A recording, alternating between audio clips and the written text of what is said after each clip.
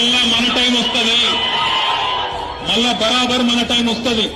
వచ్చినాక పేర్లు రాసి పెట్టుండ్రి, ఒక్కొక్కరిని ఏమేం చేయాలో అని చేద్దాం. వదిలిపెట్టే సమస్య లేదు. దబ్బన కొంతమంది అనుకుంటారు మేము రిటైర్ అవుతాం, ఇంటికి పోతాం, మమ్మల్ని ఏం దిక్కుతారు అనుకుంటున్నాము. రిటైర్ అయి వేరే దేశానికి పోయినా రప్పించి తప్పకుండా అన్ని లెక్కలు సెటిల్ చేస్తాం. హిసాబ్ కితాబ్ మొత్తం చూస్తాం. అట్లా ఊకునే బాబత్ కాదు. ఇదివరకున్న కథ వేరు, ఇప్పుడున్న కథ వేరు. మా ప్రభుత్వం వస్తుంది, మీరు చేసిన ఇల్లీగల్ యాక్టివిటీస్ దగ్గరుండి బయటకు తీస్తాం. ఏదో రిటైర్డ్ అయిపోయి వెళ్ళిపోతారు అనుకుంటున్నారేమో, రిటైర్డ్ అయిపోయినా పిలిపిస్తాం. సప్త సముద్రాల అవతలున్నా కూడా పిలిపిస్తాం.